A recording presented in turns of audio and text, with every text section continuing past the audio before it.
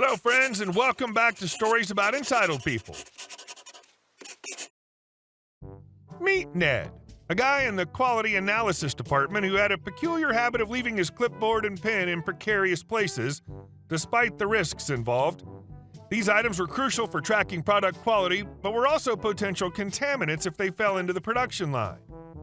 But before we begin, best way to support our channel is to leave comments, like, and subscribe with the turned-on bell so you don't miss the new video every single day. Here we go. Don't touch your stuff? If you insist. Not my story, but pertains to a man who was let go by the company shortly after I was hired. I'd asked what happened to him and was told this tale. I work in a huge refrigerated food-safe production and warehouse facility. We process and manufacture all sorts of food products and related ingredients, and the company is, rightly so, super paranoid about any sort of foreign material winding up in the food. We're talking plastic coveralls and whatnot for everyone coming into contact with it, very strict handling rules, etc. One wrong move that could even potentially introduce anything foreign to the line was grounds for instant termination. Enter our star, a man I'll call Ned. Ned was in the Quality Analysis and Assurance, QAA, department, inspecting the products and keeping track of his findings on reports he had to fill out every 30 minutes or so. For this task, the company entrusted him with a clipboard and a pen, though to be safe, it's a special pen with a metal stripe that would be spotted by one of the plant's many metal detectors along the line, were it to ever somehow fall in. While it didn't take much imagination to conjure up what would happen to whatever fool dropped their company-issued name-engraved pen into the product, this didn't dissuade Ned from setting his clipboard, paperwork, and pen in all sorts of wild and precarious places, including on machinery and on support structures overhanging the line. My friend and the man who conveyed this story to me said that Ned would go berserk anytime anyone would move his stuff, and a place Ned seemed to favor was atop a control box of a machine my friend operated at the time. This machine overhung the line somewhat and bordered a busy walkway that both employees and logistics moved supplies down all day. My friend and Ned battled over the spots that Ned would leave his stuff, but in the end, Ned seemed to win the fight. He carried considerable favor with the supervisor at the time, and so all attempts to notify management about this issue came up empty, leaving my friend looking like a jerk who kept moving another employee's critical tools. Very well, my friend conceded if Ned didn't want anyone to touch his stuff, he sure wouldn't touch it. It wasn't long after when the inevitable happened. Ned had left his clipboard in its usual spot, and the machine was bumped by a logistics operator passing by with a heavily loaded powered pallet jack. The clipboard and pen tumbled from the machine and down into the food rushing past on the conveyor belt. I guess Ned managed to turn around to see it, as his face is described as priceless, just moments before the clipboard and pen passed under one of the metal detectors about 6 feet down the line. An alarm went off like a bank was being robbed, and the conveyor system was emergency stopped further up by workers panicked by the unfamiliar noise. Between a metal detector hit at this point in the line, as well as an emergency stop, the whole of upper management was roused, as well as the technicians from the QAA department, to figure out what had gone so terribly wrong. Well, they took one look, verified it was Ned's stuff, and he was taken to the office, never to return. The resulting investigation got 2 more people fired, and the supervisor who had quite literally let it slide quit to pursue other interests not long after that. Policies were changed that if employees' company-issued equipment was ever found in non-designated areas, that it would be grounds for immediate termination. And at least one other employee has discovered that it was no idle threat since this all happened. It's not known whether Ned appreciated that my friend had stopped moving his stuff, though. Some things will forever be shrouded in mystery. Is anyone else happy that a refrigerated food-safe production plant takes this stuff as seriously as they clearly do? And our second story. Manager from hell gets burned. Years ago, I used to work in human services assisting adults with developmental disabilities in a residential environment. I'd done the job for about 8 years, moving 2 or 3 times during that period to assist in different households. It was a great company to work for, and everyone was easy to get along with, until Cheryl. Cheryl had been the manager of a couple of houses before she took over ours. She had a terrible reputation of being a raging bee to everyone who worked under her, but I was determined to give her the benefit of the doubt and not judge her until I saw for myself. I quickly saw for myself. She would give ridiculous assignments, rage at people for the slightest things. We had a staff communication log that every day was filled with pages of all caps, 3-line high complaints and insults, and even threats of firing underlined 3 times with a dozen exclamation points. The final straw for me was that she had just hired 2 part-time young women to work at the house. At the time, the company started cracking down and insisting the managers did more direct hours.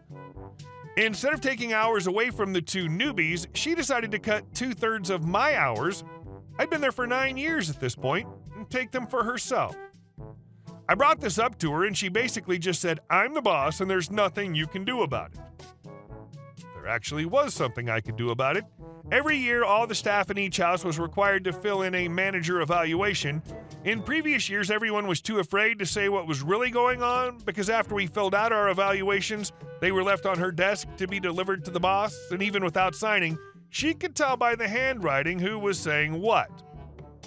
So I made a deal with all the staff. I told them to fill out their evaluations truthfully, not hand them in to her, and that I would directly deliver them to her boss. I also made photocopies of about a dozen pages in the logbook with her ranting like a 2-year-old, threatening to fire us all at the drop of a hat on multiple occasions for ridiculous reasons. I also made photocopies of the timesheets for the 2 months leading up to and then the 1 month after she had cut all of my hours so she could take them. I took all this documentation and brought them into the boss's office. The boss was actually on vacation at that time, so I gave them to the temporary boss, who said he was going to hold off on dealing with it so that the actual boss could deal with her directly. From what I understand, the day the boss came back, she called Cheryl into her office and asked how things had been going. Cheryl, of course, laid out complete bullcrap about how everything was going smoothly in the house and everyone was happy. It was at that point where the boss pulled out all the paperwork and asked for an explanation. Less than half an hour after that meeting, I got a call from Cheryl apologizing and promising I would get all of my hours back. After a couple more months, I moved again to a different location. These moves weren't in any way disciplinary. It was just the normal operations for the agency. 3 months into the placement, I was made assistant manager of the house. 2 weeks after that happened, Cheryl had lost her position as house manager and was demoted to a normal residential worker. I was her boss. Oh, the joy of being her boss. Being super sweet, asking how things are going. Does she need any help with anything? All with sugar sweet smile on your face. And our next story. Lady, I just wanted some water. This just happened last night. I was at a Stop and Shop, and in the water section where all the big, heavy 24-packs are, an older lady called over to my wife and I. She looked like she was having trouble getting the waters into her cart. Her feeble, flabby arms simply could not get the heavy pack up and over the edge.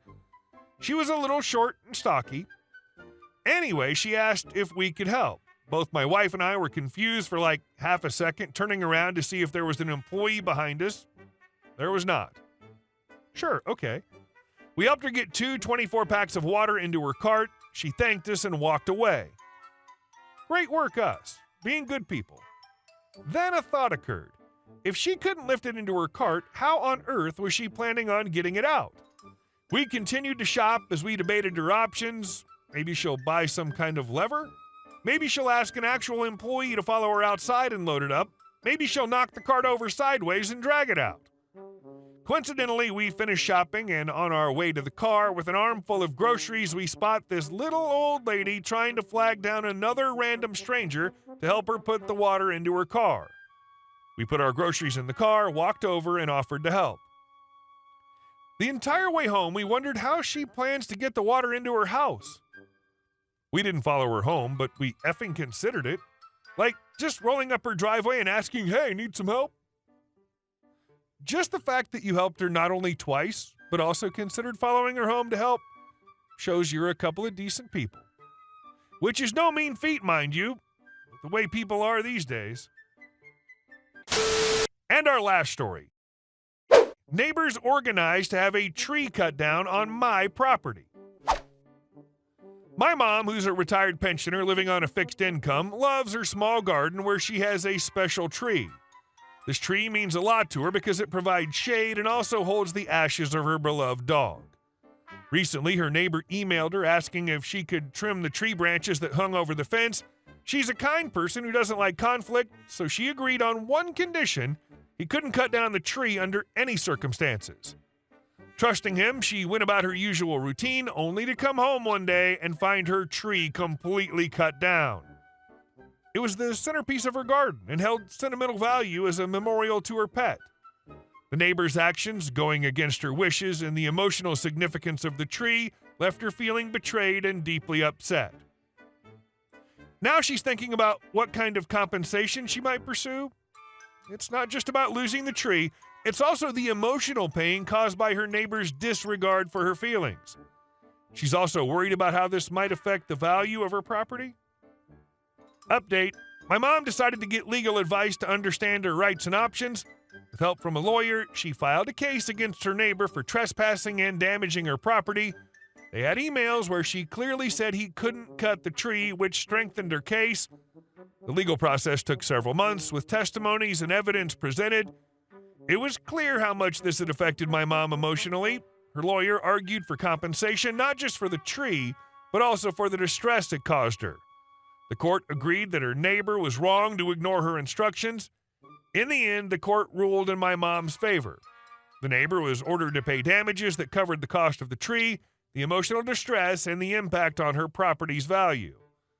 This ruling brought some closure to my mom. She felt justice was served and that she had been heard.